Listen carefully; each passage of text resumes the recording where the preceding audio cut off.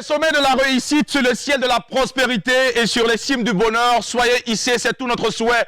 Pour vous, mesdames et messieurs, fidèles téléspectateurs de l'apéro déjeuner sur la télévision du Burkina Faso, l'aventure, mesdames et messieurs, qui offre en tout cas un bon temps de divertissement, mais surtout d'informations autour d'un invité sur la télévision du lundi au vendredi quand il est 11h temps universel. Et toutes nos excuses encore pour ce retard léger et indépendant de notre volonté.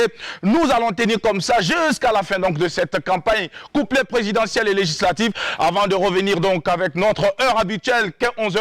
Mais pour le moment, en peu de temps, nous allons vous offrir ce que vous attendez, ce que vous voulez. Et parce que notre mission justement, c'est de vous apporter la bonne humeur et surtout vous apporter le punch, peps, énergie toujours et vous inviter à cultiver la positivité au quotidien. Mesdames et messieurs, la team est bien au complet. Et bien, vous allez la retrouver tout à l'heure, juste après ceci. Bienvenue à toutes et à tous. C'est mercredi.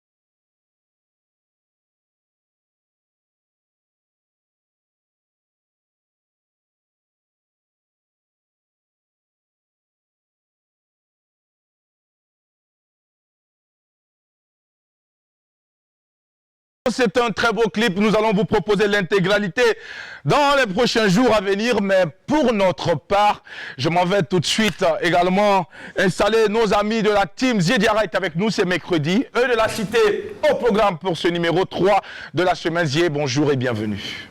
Big up en diamant à tous les Burkinabés d'ici d'ailleurs, ça va faire bang, bang, bang ici à la pure avec Jackie El Feu, nous représente et pour la Dream Team, tu testes, tu dettes, pas petit qui, 50 Willy, ma bicyclette, ma caisse. Les gars, augmente un peu le volume, règle le contraste et la luminosité, installe-toi confortablement pour des moments de vibes.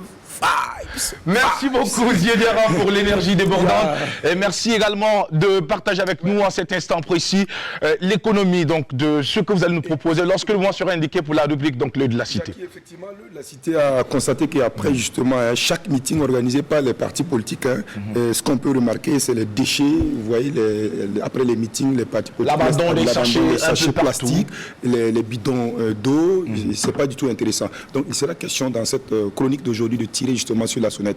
Parce que je pense que quand on se dit, quand on aspire à diriger également, il faut justement avoir des comportements éco-citoyens. Et je pense que les partis politiques là devraient justement changer de comportement. Ceux justement qui font cela doivent changer de comportement. Merci beaucoup Zié. On va développer tout cela tout à l'heure. Et bien juste à côté, il y a Sandrine Konaté qui va également se faire le plaisir de nous adresser son bonjour.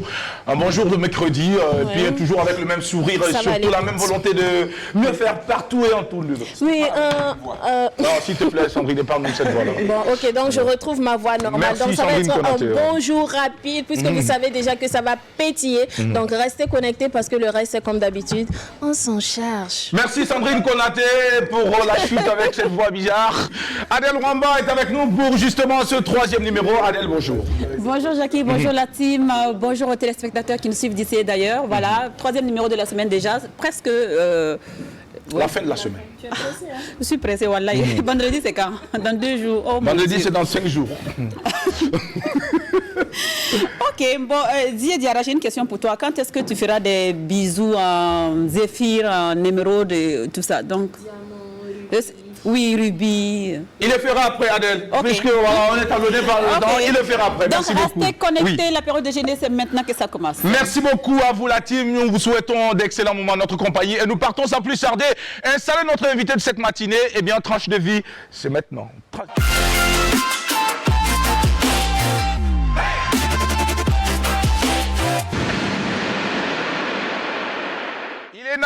Il est natif de Socom, de nationalité burkinabé et suisse. Mesdames et messieurs, notre invité, réalisateur et producteur, auteur de films documentaires dont ceux de La Colline Primée et de nombreux festivals, cofondateur donc de Cinomate, une association basée au Burkina Faso dont l'objectif est la création et la diffusion d'outils de sensibilisation pour le cinéma.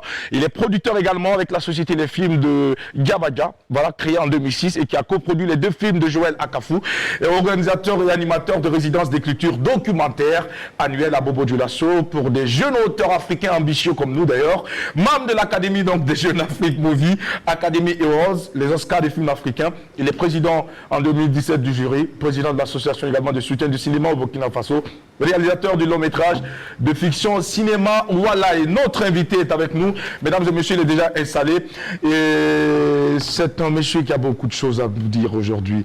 Présenté en première mondiale à la Berlinade puis à Cannes.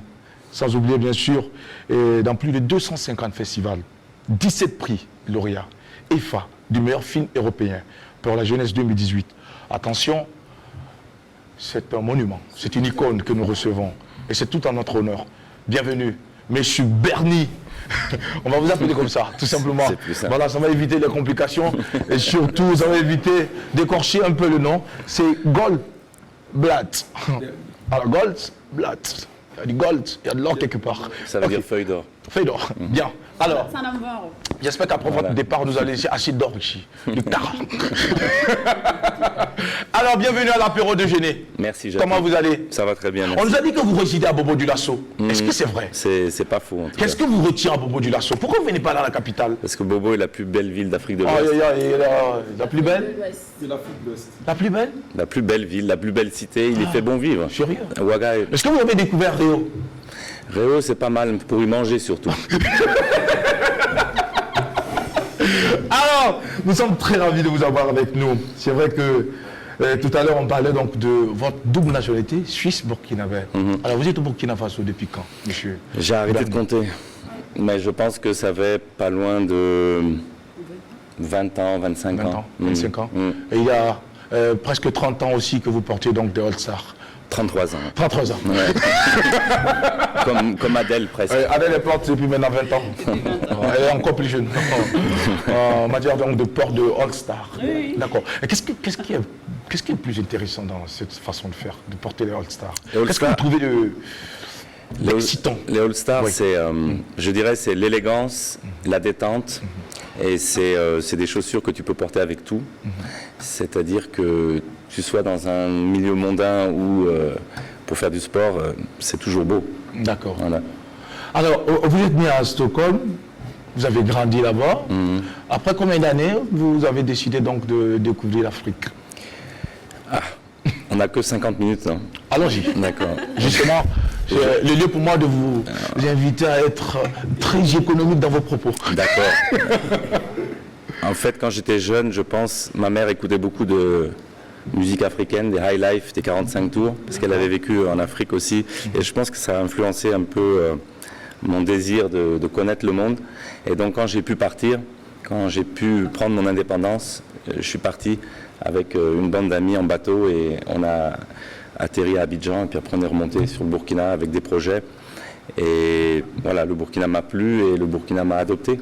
Je peux dire, c'est vraiment l'aventure et le désir de connaître ailleurs qui m'a emmené d'abord en Afrique de l'Ouest et puis très vite au Burkina. Voilà. Et j'ai appris à faire du cinéma ici et j'ai construit en fait une grande partie des choses que je sais faire ici au Burkina. Donc Bobo m'a adopté, je peux dire, et voilà. Donc, vous avez appris à faire du cinéma. Alors, qu'est-ce qui vous a motivé? Quels sont ces acteurs-là qui étaient autour de vous, les personnes que vous avez sans doute côtoyées, qui vous ont donné, qui ont fait peut-être, qui ont activé cette flamme, donc cette idylle que vous avez donc pour le cinéma? En fait, j'ai pas eu la chance de faire une école de cinéma. J'ai commencé par un autre chemin, en fait, par des projections. En fait, dans les années 90, je faisais des projections itinérantes à Koulouba, alors qu'il y avait pas encore de goudron, juste à côté d'ici. Ça rappelle ma jeunesse. Voilà, c'était le quartier chaud de Koulouba, où on faisait des projections de films de tout genre, et c'était comme un laboratoire, on peut dire. On allait en brousse, on allait un peu partout, et c'était vraiment c'était magique, parce que voilà, il y avait assez peu de projections en plein air comme ça qui se faisaient à l'époque. Et à un moment donné, j'ai eu envie de faire moi-même des films, parce que je me retrouvais des fois devant des difficultés où il n'y avait pas le bon film pour le bon public. C'est-à-dire, j'avais des films qui venaient d'ici, je les montrais, les gens ne comprenaient pas. À un moment donné, j'ai dit, bon allez, je me lance, j'essaye, je vais bricoler. Et c'est comme ça que j'ai fait mes premiers films, en les testant, je peux dire, quasiment de manière directe avec le public pour voir est-ce que ça fonctionne ou pas. Voilà. Et plus tard, vous avez essayé de vous professionnaliser. Ouais, parce que bon voilà, j'ai commencé à bricoler, à faire des films comme ça, des courts-métrages, et puis voilà, j'ai immédiatement adoré, et j'ai aimé construire ces films-là, et après ça m'a donné envie de comprendre mieux, et j'ai regardé des films, je me suis frotté aux professionnels du milieu, et voilà, après c'est une vie, hein. Après je sais pas, c'est difficile d'analyser les choses quand on les vit sur le moment et qu'on est dans la spontanéité, on réfléchit pas trop, quoi. C'est un peu ça ma vie, hein, souvent, tu vois. C'est un peu ça. Ouais. Est-ce que votre vie c'est essentiellement donc constitué autour du cinéma? Essentiellement, oui. Je bois du cinéma, je mange cinéma, je dors cinéma. Ouais. Vraiment, c'est ce qui m'anime. C'est ce qui donne un sens à votre vie. Ah, carrément. Ouais. Carrément. Alors, dites-nous, M. Berny, avant d'être professionnel, il y a sans doute quand même des réalisations que vous avez pu voir et qui ont captivé ou retenu votre attention. Est-ce que vous en avez encore en mémoire pour partager avec nous?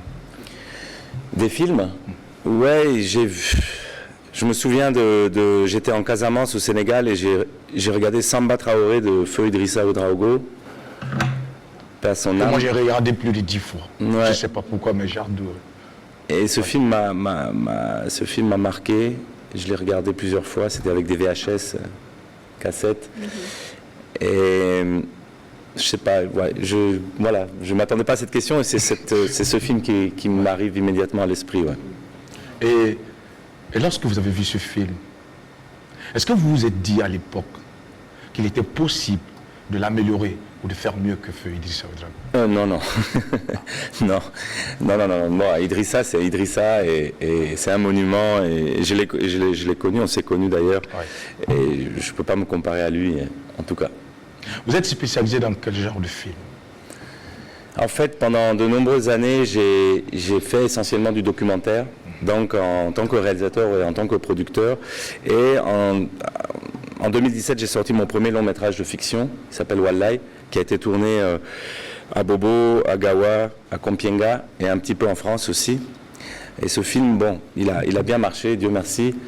Et ça, c'était mon premier long métrage de fiction. Et du coup, depuis lors, maintenant, j'ai vraiment envie de continuer dans la fiction. Donc, je suis en train d'écrire un scénario de fiction, mais je continue à produire des documentaires de jeunes auteurs africains essentiellement. D'accord.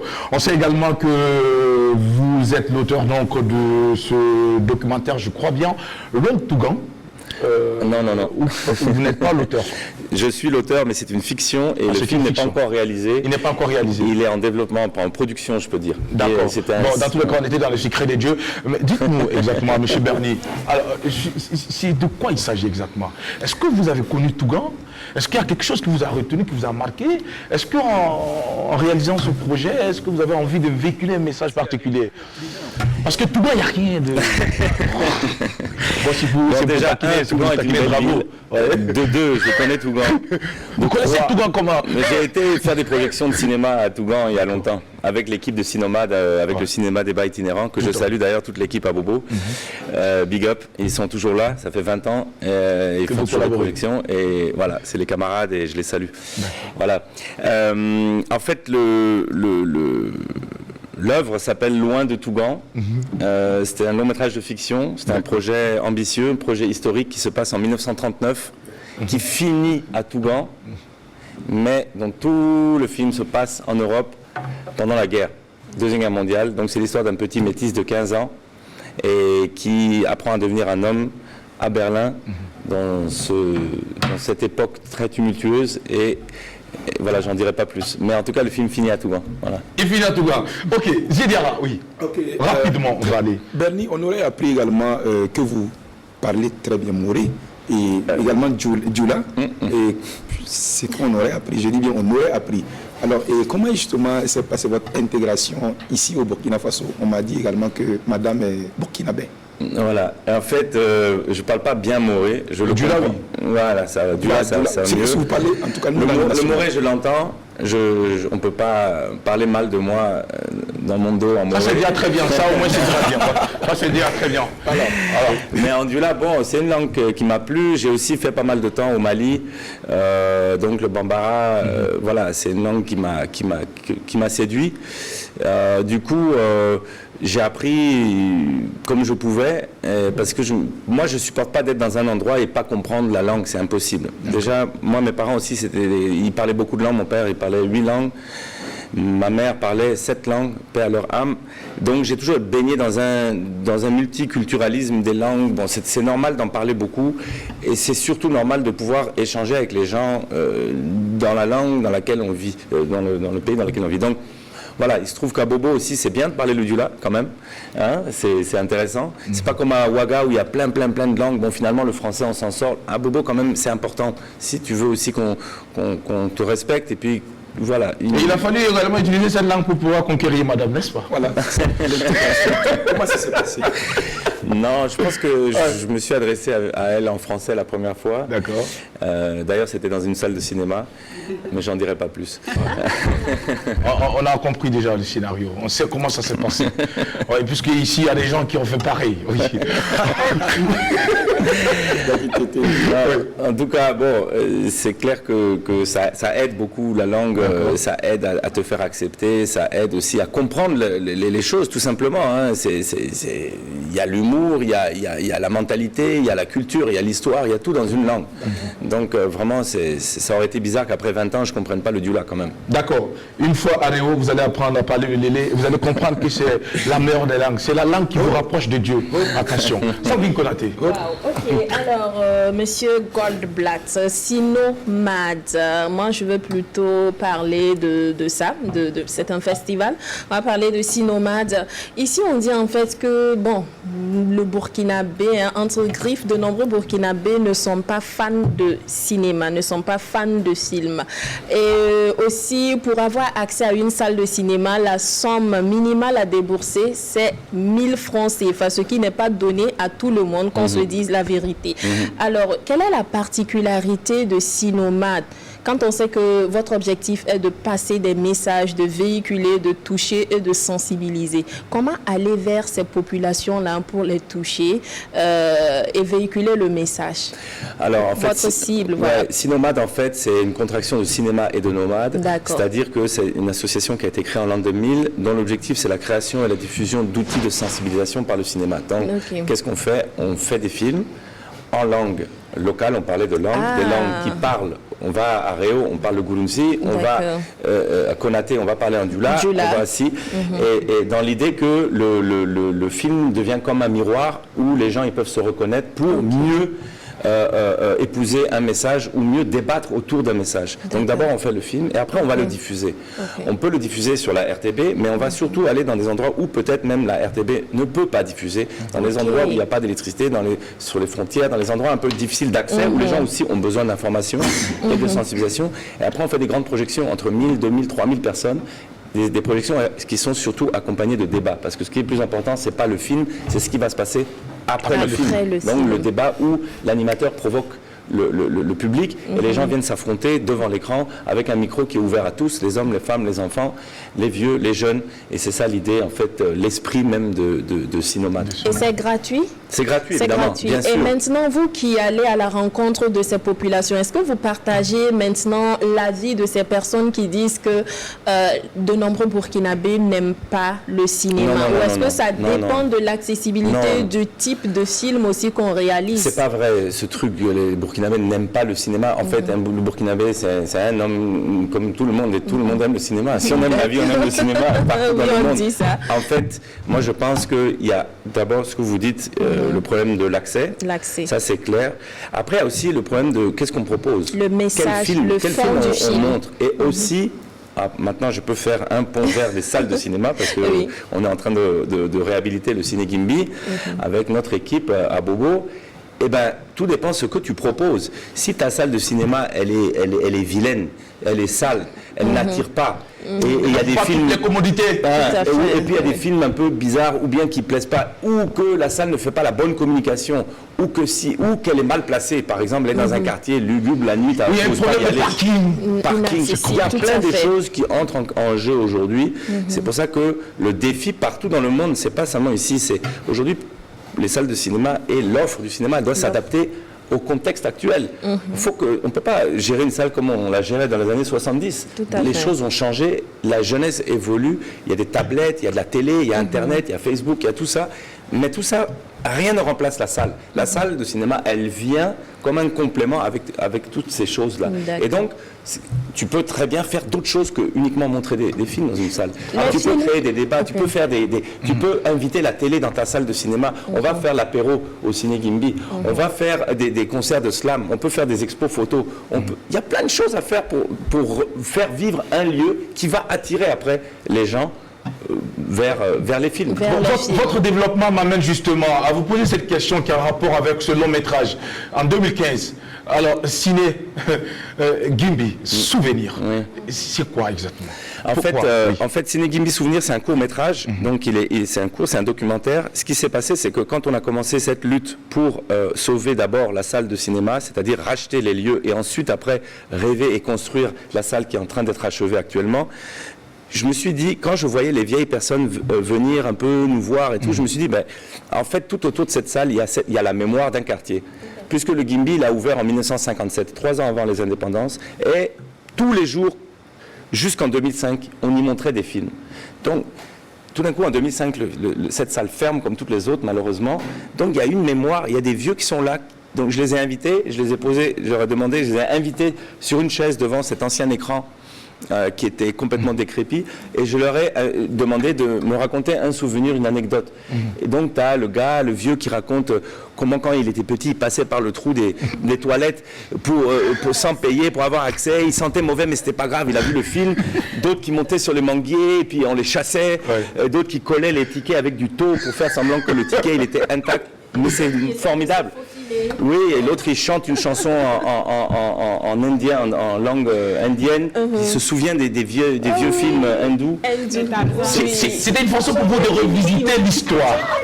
L'histoire de ce quartier, l'histoire de cette salle de ciné que nous espérons bientôt sera réhabilitée ou pas? Bien sûr, en fait, si vous venez à Bobo, sur la rue Vicence, donc non loin du Grand Marché, sur la route la plus fréquentée de Bobo, le goudron le plus fréquenté, il y a ce chantier-là, qui a commencé en 2015, qui a eu un peu des soucis parce que, voilà, on lutte comme des dingues de manière obstinée pour avoir les fonds.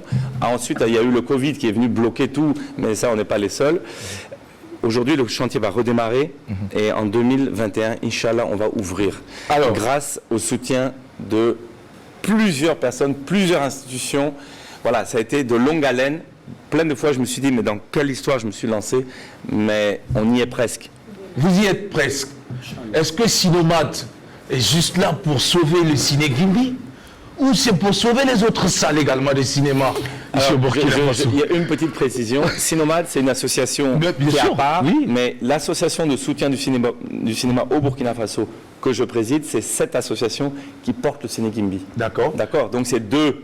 Il n'y a pas de On souci. collabore, Cette mais association c'est donc qui porte le ciné Gimbi, Oui. est-ce que cette association va également se pencher sur le cas des autres salles parce qu'elles sont fermées? Parce qu'il n'y a pas que le ciné Gimbi qui est fermé. Bien sûr, pourquoi pas. En fait, nous, c'est une association avec des buts globaux. Ouais. Pour l'instant, on s'est occupé du Gimbi, et c'était ça notre bébé qui est en train de grandir et qui va bientôt devenir adulte, et on va pouvoir ouvrir cette salle. Ensuite, cette association, elle va rester. Je préside cette association, elle est propriétaire des murs et du lieu, mais pourquoi pas faire d'autres projets sur d'autres salles sans problème. Et d'après que vous êtes aussi très riche, vous êtes plein aux as pour pouvoir donc jeter beaucoup de sous, n'est-ce pas? C'est pas mon argent, j'ai mis là-bas. Sinon, sinon, ça aurait pris 100 ans ou 200 ans peut-être. D'accord. Donc, et la source de revenus, c'est quoi? Alors, on a eu des appuis qui sont venus du Burkina. Il y a le ministère de la Culture, il y a la ville de Bobo, il y a la région des Hauts-Bassins, mais après aussi il y a eu des pays comme la Belgique, la Wallonie-Bruxelles internationale. D'accord. Il y a eu la coopération suisse, il y a la coopération autrichienne, Ok. et surtout aujourd'hui il y a l'Union européenne et l'AFD qui permettent de redémarrer ce chantier et de réouvrir la salle. Maintenant, il y a plein d'autres gens, des anonymes, des festivals, des producteurs, des cinéphiles qui ont mis 1000 francs, 10 000 francs, 100 000 francs, 50 000 francs, depuis des années. Je ne peux pas tous les citer, Tout à fait. mais sans ces gens-là, on n'en serait pas là aujourd'hui. Et donc, c'est une famille qu'on a constituée, c'est un réseau international de personnes, ça part de Bobo et ça va jusqu'à Cannes, à Toronto, en Iran, partout, qui ont chacune contribué pour que cette salle puisse renaître. Et c'est ici le lieu pour nous de leur exprimer toute notre reconnaissance. On se fait tout petit. On vous dit un merci. Avec grand M. Merci beaucoup. Adel Roma. Oui. Voilà. Je souhaiterais aborder ce film-là particulièrement parce que vous avez touché, comment dirais-je, un pan de la société burkinabé dans certaines régions qui est l'initiation. Alors pourquoi avoir choisi de traiter cette thématique, l'initiation? Initier un jeune homme ou une jeune femme, pourquoi vous avez choisi, puisqu'en Suisse, il n'y a pas ce genre de rythme. En fait, Walai, c'est l'histoire d'un jeune gamin de 13 ans qui est métis, qui vit seul avec son papa africain en France, dans une banlieue. Sa maman est décédée et il n'a jamais connu l'Afrique, à part, le fait qu'il a la peau basanée, mat, et son père est là, mais son père ne lui a jamais transmis les valeurs burkinabées, il ne lui a jamais appris le djoula, rien. Et il n'a jamais été surtout en Afrique. Et comme ça ne se passe pas bien entre eux, le papa, il ne sait plus quoi faire pour l'éduquer, donc il lui tend un piège. Il lui dit, bon, mon fils, je t'envoie en vacances en Afrique cet été. Et le gamin, il est content, l'Afrique, il a le médaillon de l'Afrique autour du cou, il a le fantasme de l'Afrique. Mais en fait, le papa, lui, il a monté un coup. L'oncle, donc l'oncle l'attend à Gawa et il est censé lui serrer les vis et lui apprendre à vivre. Et donc, le petit, il arrive. Donc, ça veut dire que le spectateur, il sait déjà que le petit, il part vers quelque chose qui ne sera pas ça. Et quand le petit arrive, c'est la surprise totale et il est obligé, de comprendre dans quel milieu il est, parce qu'il quitte Lyon, il arrive à Gawa dans un paysage et tout. Il comprend rien avec l'électricité, le machin, les iPhones, le machin, il est totalement perdu, le petit, avec son arrogance aussi, parce qu'il pense avoir tout compris. C'est souvent les gamins de 13 ans en Europe, ils pensent avoir tout compris. Les ados. Et du coup, il découvre ses cousins, ses oncles et surtout sa grand-mère. Et là, il apprend en fait tout ça et il y a tout un voyage initiatique malgré lui qui s'opère devant nous et voilà. Donc je ne peux pas en dire plus, mais bon, le film il a déjà 3 ans, mais c'est pas une surprise. Mais en tout cas, ce qui m'intéressait, c'était ce chemin de cet enfant-là qui se reconnecte avec son ADN africaine, qui se reconnecte avec son arbre généalogique burkinabé, en rencontrant de manière assez brutale sa famille, qui est très bienveillante, mais avec un oncle très très dur. On parlait d'éducation tantôt très très stricte. C'est le patriarche qui rigole pas. Et en même temps, à côté de ça, il y a sa grand-mère qui, elle, vit dans un village perdu, qui comprend rien, qui parle pas français, etc. Mais qui, en fait, l'aime, c'est son petit mari. Et donc, elle le prend sous son aile et elle a compris le petit, plus que les autres. Et du coup, c'est cette rencontre entre la grand-mère, la Yahaba, quoi, et le petit qui fait que le petit, il va se détendre, il va comprendre des choses. Alors, le cinéma burkinabé, on était en train d'en parler tantôt. Est-ce que le cinéma burkinabé nourrit son homme? Est-ce que vous vivez de vos productions au Burkina ici? Non, c'est un peu difficile. En fait, ce qui se passe, c'est qu'il faut qu'on soit... on doit être un peu multi-task, comme on dit. Donc, on doit avoir plusieurs casquettes. Jackie, j'imagine que tu en as plusieurs aussi. Oui. Voilà. Mais je préfère avoir les autres casquettes que celle-là. Bien sûr. Donc voilà, on ne peut pas juste se dire voilà, on fait un film et puis c'est bon, c'est géré quoi. Donc il y a toutes sortes d'activités, on produit, on suit aussi, on organise des résidences, on fait des films des fois de commande, des fois qui ne nous plaisent pas forcément, mais il faut savoir comment aussi gérer tout ça. Donc on ne peut pas juste se baser sur la simple réalisation ou l'écriture d'un seul film, malheureusement, mais quand même on assiste tout de même à une professionnalisation de plus en plus des jeunes aujourd'hui au Burkina. Et aujourd'hui, j'ai des collègues ici qui s'en sortent pas mal et qui arrivent à en vivre, quoi. Ils ne sont pas obligés de faire complètement autre chose. Ça veut dire qu'on peut rester dans ce milieu-là, mais il faut savoir quand même jongler, quoi. Il faut savoir jongler et avoir également justement cette capacité d'adaptation face donc aux différents défis qui se présentent à nous. Parce que lorsque l'on est seulement attaché à une chose, à un moment donné, ça peut tourner au vinaigre. C'est pas simple. Et M. Berny ne me dira pas le contraire. Alors, restez avec nous pour la suite de cette émission. Nous allons marquer la pause pour la prochaine rubrique. Il s'agit donc de l'œil de la cité, c'est un mercredi. Et c'est Zidara qui va donc nous entretenir. Mais avant, est-ce que M. Berny, vous pouvez dire bonjour en Djoula aux Bobolais qui vous suivent? Ils sont nombreux à suivre cette émission. Est-ce que vous pouvez dire bonjour? Anetile Bobokan. Somoroka kene. Cocaïne. Cocaïne. Antiambe ou Agargoula. Voilà. Coca Fissa. C'est parti, transition. Zediara nous est seul.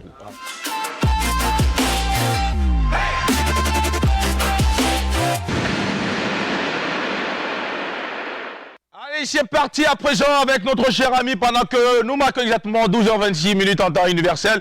Zediara, l'œil de la cité, c'est maintenant. On vous écoute, monsieur. Alors, Jackie, c'est vrai que dans sa chronique antérieure, l'œil de la cité est revenu justement sur donc, les questions donc, des affiches anarchiques justement de la campagne électorale, mais également ce qu'on peut noter à côté de cela, il y a une question importante qui revient et cela, c'est la question relative à la salubrité dont j'ai tantôt souligné à l'introduction. Alors, on va aller de façon générale. Vous savez qu'après chaque meeting organisé justement par les partis politiques, la cité constate que malheureusement des déchets de tout genre sont laissés et ça et là et en lieu et place donc des différents lieux. Et nous pensons effectivement que c'est pas intéressant de voir justement des sachets plastiques, des bidons de boissons, des bidons d'eau et franchement, c'est malheureux, c'est triste ici. Nous déplorons cela. Mais ce qu'on peut dire également, c'est que bon, les partis politiques doivent justement former leurs militants. Vous ne pouvez pas appeler des gens, vous devez prévoir, même ne serait-ce que des poubelles, ou prévoir justement des jeunes qui vont justement, après les meetings-là, ramasser les sachets plastiques et les remettre donc dans les poubelles. Ce n'est pas intéressant. J'ai tantôt dit à l'introduction que lorsque nous souhaitons diriger ce pays, ou lorsqu'on dirige ce pays-là, nous devons justement adopter des comportements éco-citoyens justement qui pourront nous permettre justement de proposer mieux aux Burkinabés. Donc nous pensons que cette attitude-là n'est pas du tout intéressante. Donc le de la cité justement déplore cela et en même temps nous profitons de lancer justement un appel justement à l'ensemble de tous les partis politiques. Je dis mais tous les partis politiques sans exception parce qu'ils sont tous dans la danse, ils sont tous dans les meetings là, c'est eux qui organisent et après les déchets c'est eux qui les produisent. Donc nous pensons que cela doit cesser, Jackie. On ne va pas trop tirer sur la sonnette, mais nous espérons avoir été justement compris et entendus par les uns et les autres. Merci beaucoup, Diarra, pour cette interpellation et surtout pour avoir tiré sur la sonnette d'alarme et invité les uns et les autres à des comportements plus citoyens. Autrement, vous pouvez faire appel à la Jaguar qui va vous apporter des poubelles pour vos campagnes. C'est tout. Alors, on va vous permettre de faire un léger commentaire par rapport à tout cela parce que vous vivez au Burkina Faso. C'est sûr que vous avez vu, vous avez assisté à de nombreuses campagnes, M. Berny, n'est-ce pas? Absolument. On a assisté à plein de choses. Moi, je pense que vous venez de donner une bonne idée au candidat, voilà. Parce que ça donne une bonne image de ce qu'il a envie de faire du pays aussi, s'il organise ça. Le problème aussi, je pense aussi, c'est l'espace public. Oui. C'est-à-dire qu'au lieu de penser que c'est un espace à nous tous, les gens souvent pensent que c'est l'espace à personne. Donc, tu jettes tout de l'autre côté, tu jettes de l'autre côté du mur, parce que tu penses que c'est pas à personne, alors que c'est à nous. C'est ça le vrai problème, je pense, de la salubrité. Merci beaucoup pour votre commentaire. La charge du pouvoir est un don de Dieu. Elle est épuisante pour ceux qui en sont dignes et inconsciemment légère pour ceux qui en sont seulement avides. Comprendra qui pourra. Dans tous les cas, nous allons vous demander d'être plus responsables. Lorsque vous avez pour ambition et pour désir de diriger le pays, soyez d'abord des exemples, des modèles et qui vont sans doute inspirer la jeunesse. Ça commence déjà par là. Voilà, autour de vous, soyez propres et nous savons que vous allez gérer propre. Merci beaucoup, Diarra. Allez, nous allons marquer la pause avec notre partenaire Sandrine Konaté, Adel Rwamba, qui va résonner fort ici sur ce plateau. Et juste après, on installe notre invité surprise ce matin sur l'apéro de Géné. C'est maintenant. Soyez heureux avec le programme de fidélité Be Happy de Onatel. Be Happy récompense votre fidélité avec de nombreux lots à gagner. N'attendez plus et convertissez vos points de fidélité pour remporter des appels et des mégas offerts, des smartphones plus ordinateurs et tablettes, des motos originales et des bons d'achat. Clients prépayés. Pour vous enregistrer, envoyez E au 234. Pour consulter la liste des cadeaux, envoyez C au 234. Pour consulter vos points cumulés, envoyez P au 234. Les clients post-payés avec facture sont automatiquement enregistrés en agence. Avec Onatel, don't worry, be happy. Ici sur le plateau, il nous rejoint maintenant. Merci à notre partenaire Don't worry, be happy. Merci pour l'accompagnement. Alors, Monsieur Berny, nous avons en face, vous avez en face de vous et sur le plateau un jeune acteur qui également évolue dans le même registre que vous, c'est-à-dire le 7e art. Il s'agit de Olivier Kisita, que vous connaissez sans doute, et même l'auteur, le réalisateur du film à succès Cacao, cette série qui a donc, je pense que c'est réalisé par Alex Ogou. Alex Ogou, que vous connaissez très très bien. Mais avant de faire un commentaire, on va tout de suite aller le présenter. Alors, il est né en France de père congolais et de mère guadeloupéen. Jeune acteur, producteur et réalisateur, il a débuté son antécédente carrière après le bac. Option cinéma, c'était en 2006. Et puis, à l'aide donc d'une caméra que tu t'es acheté toi-même, tu as commencé donc à t'intéresser, à te lancer donc dans des courts-métrages que tu diffusais sur les réseaux sociaux. YouTube te connaît, Facebook te connaît. Et c'est un passionné du 7e art, révélé en 2017 exactement, dans la série donc Barbershop. Et en plus du succès, il faut aussi dire que tu es très élégant. Tu as été élu Mister France. Attention, en 2015, tout cela, ça t'a permis quand même de pouvoir tomber les femmes. C'est pas bien, regarde. Le nouveau visage du cinéma africain est avec nous. Allez, bonjour Olivier, bienvenue. Nous sommes très heureux de t'avoir sur notre plateau. Alors, qu'est-ce qui t'amène au Burkina Faso? Parce que c'est la première fois que tu arrives ici. C'est la toute première fois, je suis super content, merci beaucoup pour l'invitation, bonjour à tous. Deux choses en fait, la première chose c'est une tournée africaine que j'ai organisée il y a plusieurs mois avec plusieurs partenaires qui se base sur la projection de mon dernier film qui s'appelle L'art de la guerre des sexes. L'art de la guerre des sexes. Exactement. Aussi sur plusieurs workshops, donc à chaque pays, dans chaque pays dans lequel je vais, je rencontre des jeunes passionnés et on fait des petits workshops sur l'acting ou sur la réalisation et surtout une rencontre, donc une table ronde avec des artistes, des créateurs locaux. Et dans un deuxième temps, il y a cette nomination aux Sotsigi Awards. Donc c'est une très grande chance, je suis super content. Et donc voilà, ça va être pour moi l'occasion de rencontrer, donc déjà d'assister à la cérémonie, de rencontrer mes pairs. Du monde du 7e art. Exactement. Donc voilà. Est-ce que tu penses que tes chances sont assez grandes ou promesses? Ah, je sais pas si je suis la bonne personne pour répondre à cette question, mais en tout cas, tu sais au moins déjà à quoi t'attendre, parce que quand on est nominé, on se dit aussi en fonction de ceux qui sont nominés à côté, on se dit, est-ce que j'ai 50% de chance, 60 ou 90% de chance? Exactement, mais la compétition est rude. Elle est rude. Ouais, ça Tu c'est reconnais sûr. le talent des autres aussi. Bien sûr, et je suis d'ailleurs très content et honoré de faire partie des nominés. Ouais. Est-ce que tu es allé checker pour voir un peu ce que les autres font? Alors en fait, on m'en a beaucoup parlé. Et j'ai d'ailleurs rencontré une actrice qui est nominée dans la même catégorie, au Togo, qui joue dans Oasis, qui est l'une des actrices principales. Et donc on a échangé et d'ailleurs on a bossé ensemble parce qu'elle faisait partie de l'atelier que je faisais à Lomé. Et donc voilà, je réalise qu'il y a bien évidemment énormément de talent ici, au Burkina, au Togo, en Côte d'Ivoire. Et pour moi, comme je disais, c'est vraiment une chance de faire partie des nominés.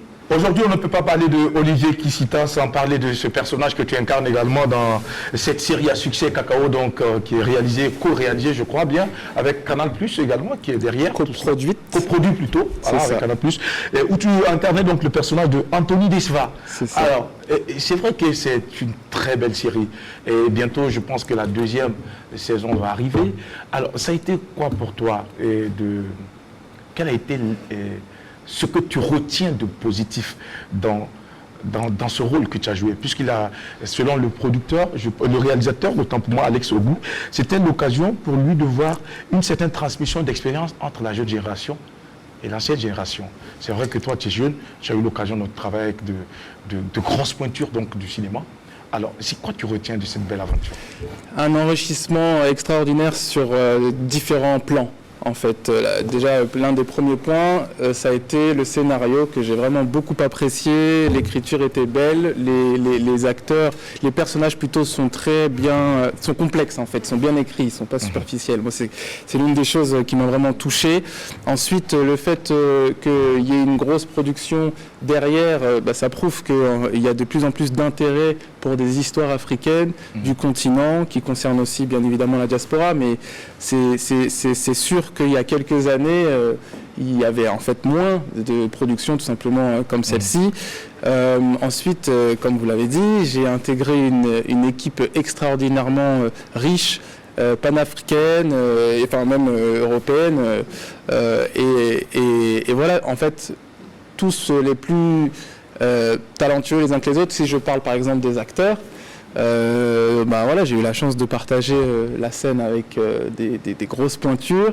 L'ancienne génération est toujours là, mais il y a aussi des jeunes. Voilà, je pense par exemple à, je sais pas, Angélique Nguessan qui est majestueux, que j'aime beaucoup son jeu. Et voilà, je pense aussi, de l'autre côté, à Bienvenue Neba, c'est l'un de mes coups de cœur personnellement. D'accord. Donc voilà, j'ai beaucoup appris et j'ai eu beaucoup de plaisir. Tu as eu beaucoup de plaisir. Alors, on va tout de suite rappeler donc ton programme, la diffusion donc de la projection de ton film, c'est pour ce soir ou c'est demain? C'est ce soir à 17h à l'IAM. À l'IAM. D'accord. Et tu y seras également pour justement communiquer avec les cinéphiles qui vont effectuer le déplacement. Alors, la dernière question pour toi avant que tu ne nous prennes congé. On ne prend une congé de toi. Est-ce que, Anthony, tu as commencé à avoir peur? Parce que tout à l'heure, moi, c'était bien quelle question. Apparemment, tu aimes aussi tourner dans des films où on demande à l'acteur d'être nu. D'être, pardon, quoi? D'être nu? Non, alors mauvaise information, je ne sais pas d'où ça sort, mais j'aime pas particulièrement jouer ce genre de scène. T'as jamais joué ce genre? Je pensais plutôt, je sais pas, à une question sur... Presque non, pas du tout. Non, pas du tout non plus. Est-ce que tu es un homme à femme? Non plus. Je sais pas... Oh mon Dieu, l'apéro, qu'est-ce que vous me faites là? L'apéro, ce sont les bulles de l'apéro comme ça. Pardon? Est-ce que tu serais prêt à jouer nu si on te le proposait avec un très bon cachet? Non, le plus important, c'est le scénario. Le scénario. Et c'est la relation que j'ai avec le avec la production, je dirais. C'est ça le plus important. Si c'est justifié Oui. dans le film, il n'y a pas de problème. Mais bien évidemment, la gratuité, ça ne m'intéresse pas. D'accord. Merci beaucoup. Tout reste avec nous pour la suite des émissions. On parle à présent avec notre invité, M. Bernie Goldblatt. C'est vrai que le cinéma burkinabé aujourd'hui est en train de monter, ça prend. Il y a le FESPACO qui est là. Si on vous demandait aujourd'hui, M. Bernie, en quelques mots, de nous rassurer de l'avenir du FESPACO, du cinéma africain, et la place qu'occupe le cinéma burkinabé. En fait, le FESPACO, c'est notre FESPACO d'abord. Je dis ça partout, c'est-à-dire ce festival, il ressemble à aucun autre festival dans le monde. Moi, j'en ai fait des festivals, mais franchement, FESPACO, c'est autre chose. Pourquoi ? Il y a un projet politique derrière le FESPACO. C'est pas juste un festival et on monte des films. Il y a une idée qui date de 1969. C'est plusieurs pays. C'est pas juste le Burkina. Ça a été décidé que ça soit à Ouaga, mais c'est un continent et c'est au-delà. C'est un événement panafricain mondial. Et pendant cette semaine, on dirait que c'est plus qu'une semaine d'ailleurs, il y a tellement de gens, il y a tellement de choses, il y a tellement de rencontres, de joie, de gaieté, et pas que des films, que rien ne remplace le FESPACO. On ne peut pas louper le FESPACO. Moi, depuis 1997, je n'ai raté aucun FESPACO. Même si je n'avais pas de film et tout, tu es obligé d'être là. Tu vas être où si tu ne vas pas être au FESPACO? C'est pas possible. Tu es obligé d'être là parce que c'est la famille qui se réunit. C'est un repas de famille, c'est une rencontre familiale. Il y a un respect autour de ce grand festival. Alors, à côté de ça, il y a des problèmes. Mais dans toute structure, dans toute institution, il y a des soucis. Mais il faut que le FESPACO, je pense, un des défis du FESPACO, il faut qu'il s'adapte à notre époque. On parlait tantôt des salles de cinéma qui ne sont plus comme celles en années 70. C'est la même chose au FESPACO. Le FESPACO ne peut pas juste être géré comme avant. Le FESPACO fait partie du concert des nations, comme disait l'autre. C'est-à-dire qu'il fait partie de cette famille des festivals et tout, et il doit s'adapter. Aujourd'hui, on a un nouveau DG. Et le nouveau DG, il est top, c'est un camarade. Et moi, j'ai pas de doute. C'est-à-dire que ce choix-là était très bon. Il va relever les défis. L'ancien DG, c'est un ami, Arjuma Soma, c'est un grand ami. Je le salue d'ailleurs. Et c'est quelqu'un qui a beaucoup fait pour le Sénégimi notamment. Et il est parti en retraite. Aujourd'hui, il y a un nouveau qui est là. Et Alex, il a des liens, il sait comment les choses fonctionnent, il est dynamique, il est obstiné comme moi d'ailleurs. Et moi, j'ai aucun doute que le FESPACO, ça va rouler. Simplement, il faut qu'il opère de manière douce, évidemment, un changement. C'est-à-dire que il faut être plus dynamique aussi. Et ce qui est difficile avec le FESPACO, évidemment, c'est que c'est aussi, il y a une lourdeur. Il y a une lourdeur. On ne peut pas faire n'importe quoi quand on travaille au FESPACO, puisque c'est une émanation du ministère de la Culture. Donc il y a aussi, c'est inhérent à toute structure étatique qui a une certaine lourdeur. Mais je pense que moi, j'ai aucun doute. De toute façon, je ne suis pas le seul à dire ça. Tout le monde, nous, on veut notre FESPACO. Donc de toute façon, on fera en sorte que le FESPACO vivra et on le porte. Et vous pensez qu'il y a espoir que les talents d'or du Nyenenga reviennent ici? Mais pourquoi pas? D'accord. Bien sûr, il y a espoir, mais de toute façon, on ne fait pas des films pour gagner des prix. Et tu vois les gens qui sont là, oui, il faut les talents, il faut déjà, le FESPACO, c'est pour nous tous. Que les talents aillent en Algérie, au Bénin, au Burkina et tout, il faut qu'il ait lieu. Pour tout le monde. Et de toute façon, ça se mérite. Voilà. C'est tout. Alors, votre actualité, qu'est-ce qu'on peut retenir? Mon actualité personnelle? Actuellement, oui. Actuellement, le chantier du Sénégimbi redémarre. L'architecte Jean-Marc Lalo est actuellement à Bobo en ce moment même où je vous parle, en train de discuter avec les entreprises, etc. Je salue l'équipe de Gimbi en passant. Donc ça, c'est une activité chaude. On espère que d'ici la fin du mois, ça va redémarrer et que ça ne va pas s'arrêter, qu'il n'y aura pas une nouvelle pandémie bizarre là qui va encore bloquer les choses. Et qu'on pourra ouvrir cette salle dans 6 à 8 mois et que vous tous, vous viendrez et que l'apéro, on pourra l'organiser en 2021. À Bobo. On a noté ça, oui, Inch'Allah, on va le faire. Alors, merci d'avoir déjà répondu à notre invitation. Merci. Monsieur Bernie Goldblatt, en 2 mots, pour être un bon réalisateur, qu'est-ce qu'il faut? Pour être un bon réalisateur, il faut être obstiné, passionné, aimer les gens et être très très curieux et être très patient. Alors, mon cher ami, Oli, viens, pour toi, Qu'est-ce qu'il faut pour être un bon acteur, en 2 mots? Je pense que vous avez tout dit. Ce que je pourrais rajouter, c'est peut-être effectivement cette ouverture d'esprit.